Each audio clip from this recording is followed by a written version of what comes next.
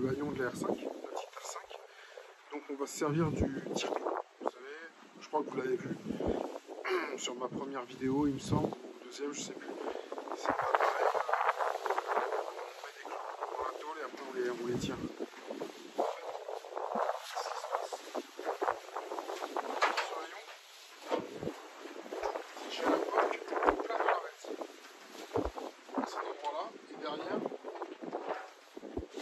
En fait, il n'y a pas d'accès parce qu'il y a le renfort. Donc ça peut être forcé, enfin, c'est pas trop pratique. Donc je vais sortir mon appareil. Et puis, décaper la tôle, retirer la plaque d'immatriculation. Et on va s'en servir. Ok? Donc je m'occupe de ça et on se revoit pour la suite.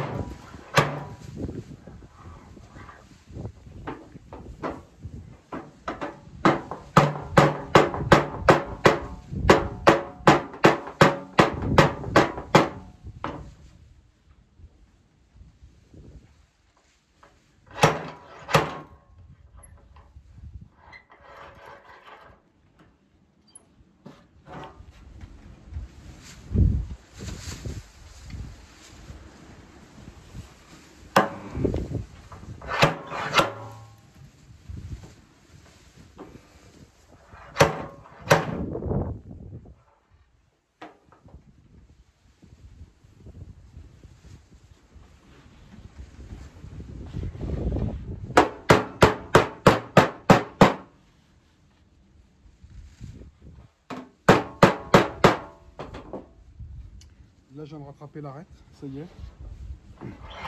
Donc, il m'a pas fallu grand chose pour remettre l'arête en ligne.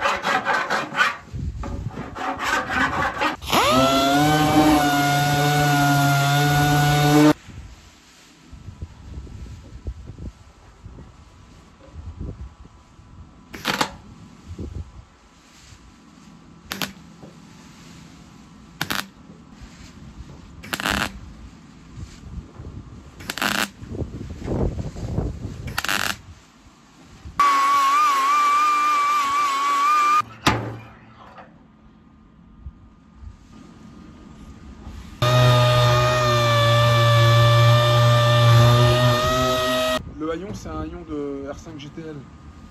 Donc en fait, il y a une ou deux choses qui ne sont pas pareilles que sur la turbo. Déjà là, j'ai pas le trou pour l'essuie-glace. Donc ça paraît plutôt simple. Je vais mettre un coup de fraise. Et à l'intérieur, j'ai un prisonnier à mettre pour le, comment ça s'appelle, pour le vérin. Pour pouvoir ouvrir le coffre, parce qu'a priori, il y en a deux là-dessus. Donc enfin, il n'y a qu'un vérin. Mais a priori il y a deux trous, donc je vais regarder sur l'autre et puis je m'occupe de ça.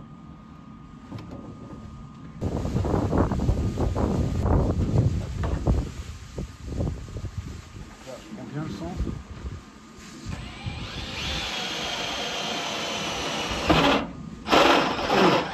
Deux, 3, 4.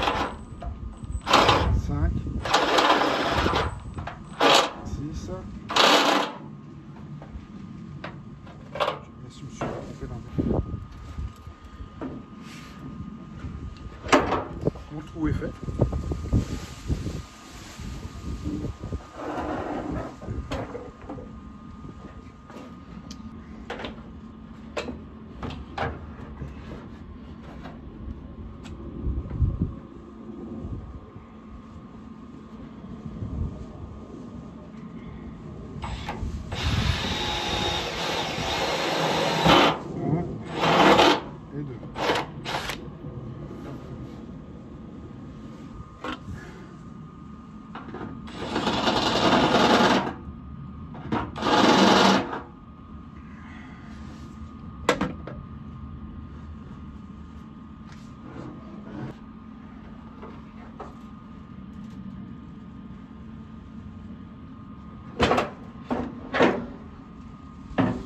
Et on a, je vais vous montrer,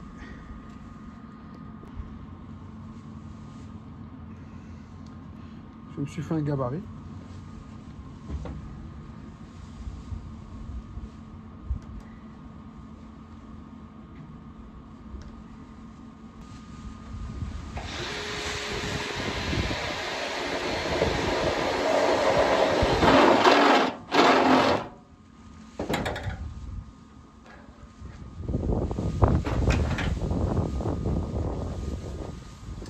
Vraiment...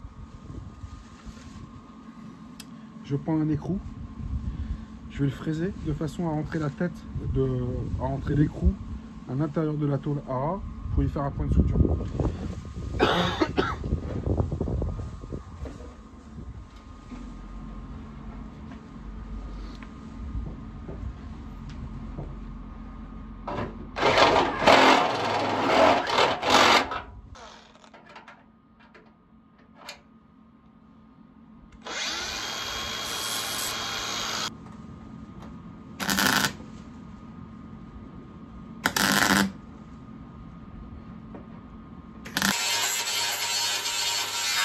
Si vous avez ce genre d'opération à faire, mais que vous n'avez pas de poste à souder, ou on ne sait pas, il est en panne, il n'y a plus de gaz, il n'y a plus de fil, c'est la galère, vous pouvez aussi vous servir de ça, des embouts à sortir. En fait, c'est un embout avec un pas de vis, je ne sais pas si on voit bien, avec des petits doigts. Et en fait, on le met au bout de la pince. Et en fait, quand on actionne la pince, ça le resserre. Donc en fait, vous percez vraiment à la bonne dimension. Vous mettez ça, voilà, vous faites comme un rivet pop, sertir. Et là, vous avez une, comment ça s'appelle? Et là, vous avez un prisonnier sans avoir à ressouder. Ça peut être une petite technique si on a un souci de poste à souder ou si tout simplement on n'en a pas.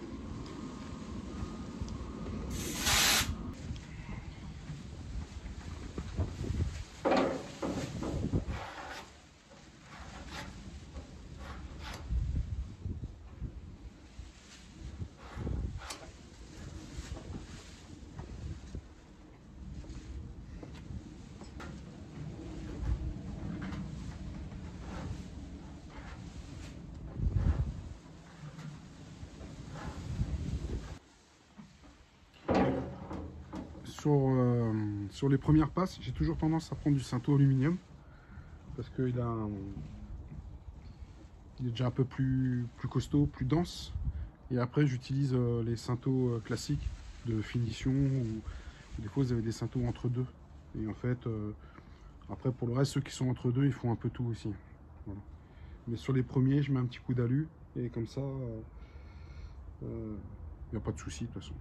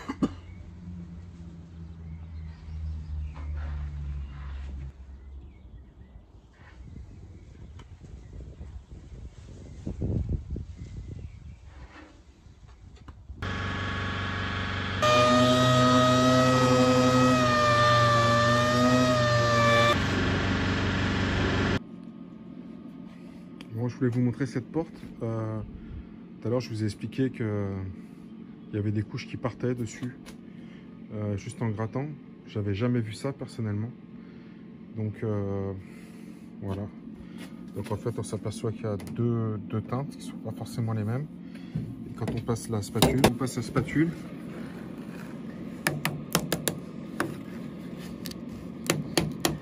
je savais même pas que ça pouvait exister. C'est-à-dire que les gars, ils ont travaillé. En plus, c'est peint des deux côtés, donc je ne comprends pas. Là, il y a du mastic. Bon, voilà, refabrication d'une pièce pour pouvoir remplacer ce morceau qui est pourri. Ça a été, voilà, comme tout le reste, quoi, tous les pots de bricole qui ont été faites, un peu fait trop vite. Sûrement faite pour la vendre. Sûrement que le gars qui l'a acheté, lui, a cru avoir une voiture toute belle à l'époque, et en fait, elle a été juste maquillée. Bon, c'est parti.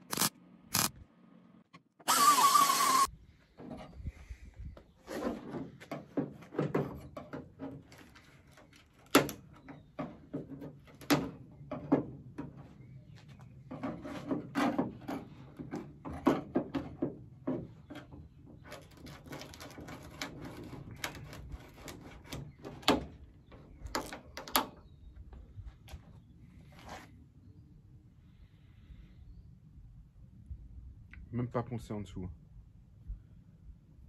C'est un truc de malade.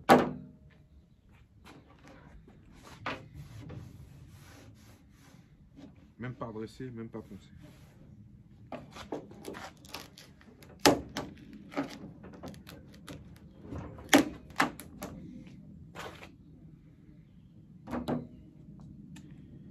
Donc là, je vais m'amuser à décaper tout ça. Puis voilà, puis à reprendre. Donc je reviendrai quand tout ça sera fini.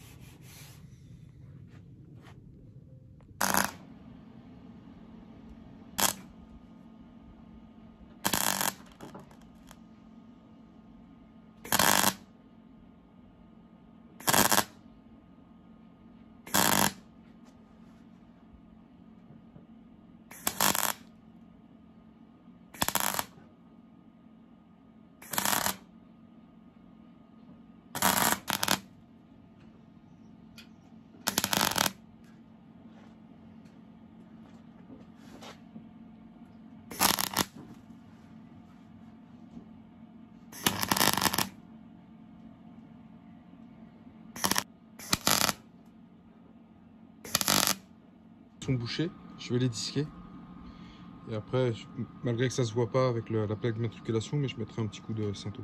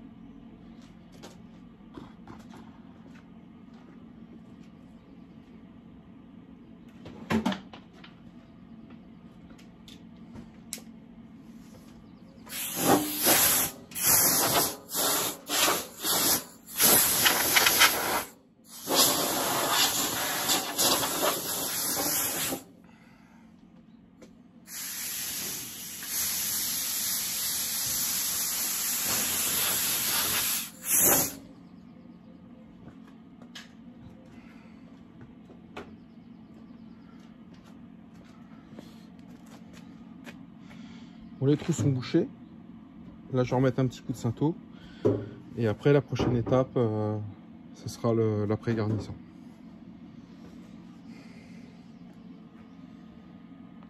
Bonjour. Donc, ouais, je voulais vous montrer un peu la petite galère. Comme je vous avais expliqué, comment. Donc, j'ai rattaqué le latéral de l'autre côté. Mais je ne voulais pas vous remettre les cintos, la porte, tout ce qu'on a déjà fait de l'autre côté, ça n'avait pas de sens. Par contre, j'avais dit que je reviendrai vers vous. Et quelque chose qui devait être très simple, en fait, et je m'embête un peu. Donc, je vais en profiter pour vous donner une ou deux astuces. Ouais, voilà, je vais essayer de vous donner une ou deux astuces.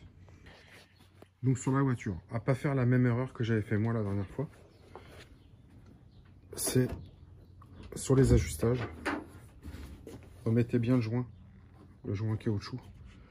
Parce que le problème, c'est que moi je l'avais pas mis sur l'autre, et quand je l'ai remonté, évidemment, ça joue un peu sur les jours, sur les réglages au niveau de la porte. Ça peut jouer un petit peu. Donc j'ai galéré. Et puis sur l'aile avant, c'est une aile avant que j'ai récupérée. Donc a priori, ça devait être très simple. On a redressé l'avant, mais en la montant, je me suis aperçu que ça devait être une aile adaptable parce qu'elle est carrément pas ajustée. Donc j'étais obligé de à moitié dépointer l'intérieur, de refaire, de rejouer parce que j'ai mes arêtes qui tombaient pas. qui tombe pas tout à fait en face. J'ai beau la descendre, j'ai beau avoir modifié un peu l'intérieur et tout. C'est une vraie galère. Donc là, j'arrive à quelque chose d'à peu près correct. Je vais tricher sur mes arêtes avec comme on fait un peu ma ligne de vie. En bas, je vais mettre l'étain à froid que je vous ai montré dans le pot. Parce que c'est très très solide. Donc comme ça va me permettre de tricher un petit peu là. Pour pouvoir avoir une arête un peu en continu. Donc vous voyez, une opération assez simple se termine un truc galère.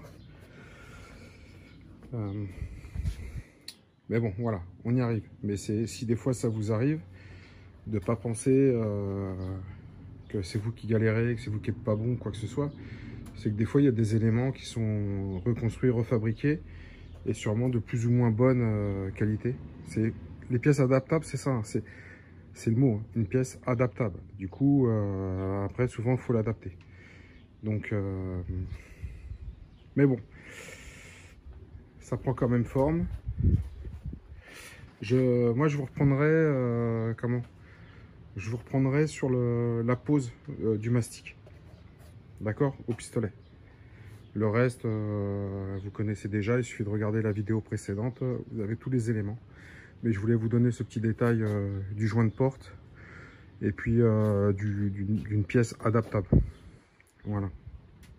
Qui est très bien, hein, ceci dit, attention, hein, je ne suis pas en train de critiquer plus que ça, mais parce que déjà de pouvoir l'avoir, c'est déjà merveilleux. Après, il y a juste à ajuster. Mais voilà, il faut le savoir que des fois, ça va tout seul et puis des fois, un peu moins bien.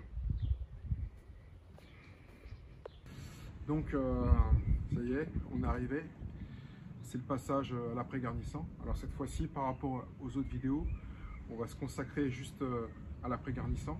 Donc j'ai changé mon pistolet parce que l'autre était quand même, la buse était un peu fine. Donc là, je vois que c'est une buse de 25. Enfin, c'est ce qui est marqué, 25. Ça fait 1000 ans que je l'ai, celui-là. J'ai réussi à le décaper pour le refaire fonctionner. Et avec ça, j'ai une charge beaucoup plus importante. Ce qui fait que je ne suis pas obligé d'y revenir je ne sais pas combien de fois. Donc là, c'est un après-garnissant. Alors, souvent, je sais que on me demande quel est le nom de mon produit, qu'est-ce que j'utilise. En fait, moi, je vais à côté. Je prends la marque qu'on me propose. Et puis, alors, j'ai rien à cacher. Je ne sais pas si on voit là. Voilà, comme ça, comme vous m'envoyez des fois des messages pour savoir. Là, moi, c'est ça. Peut-être sur internet on peut le trouver, je sais pas. Pendant longtemps, moi j'utilisais un produit qui s'appelait le Cobra. C'est chez AD Distribution. J'aimais bien. Mais voilà, tout évolue. Et puis avec la concurrence, tout se vaut. J'ai l'impression que tout se vaut. Parce que à une époque, j'ai aussi pris un après-garnissant de grutier, des gars qui faisaient les grues. Franchement, je voyais pas la différence. Enfin, si ce n'est qu'au ponçage, il est un peu plus dur ou un peu moins dur. Enfin, il y a quand même des différences. Donc là, je vois sur le pot, il y a marqué 5 pour 1.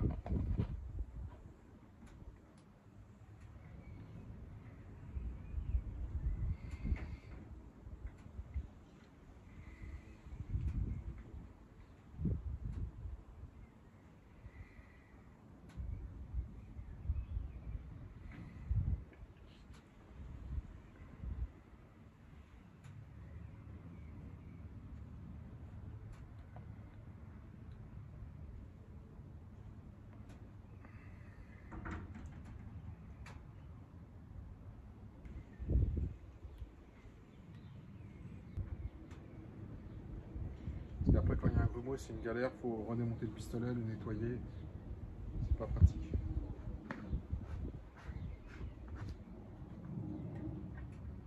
Ah oui, il n'y a pas la pression d'air sur celui-là. Donc, je pince mon tuyau.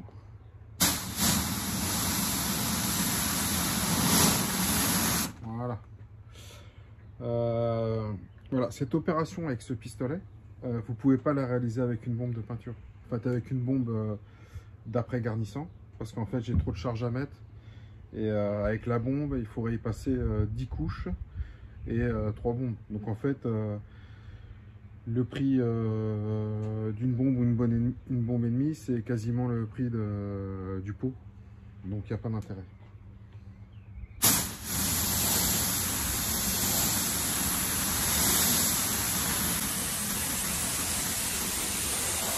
Est-ce que vous voyez l'épaisseur? En fait, ça fait comme un crépi. Je suis en train de mettre quasiment comme un crépi. Donc à poncer, je vais vraiment galérer.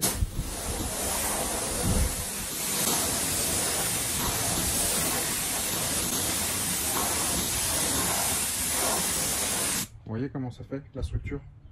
On dirait comme un anti-gravillon.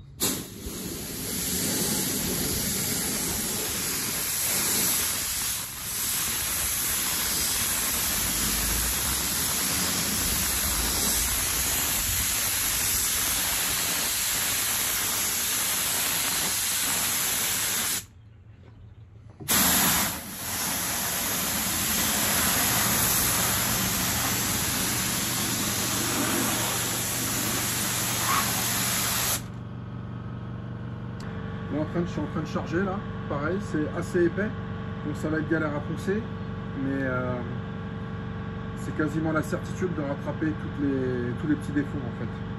On n'arrive pas à voir.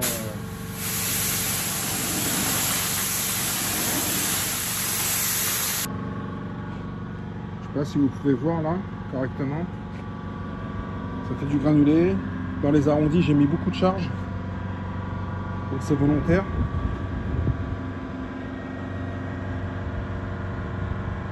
Voilà. Donc j'ai pas cherché à faire quelque chose de fin. J'ai cherché à faire quelque chose de vraiment efficace. Donc demain, ça va pas être rigolo, mais bon.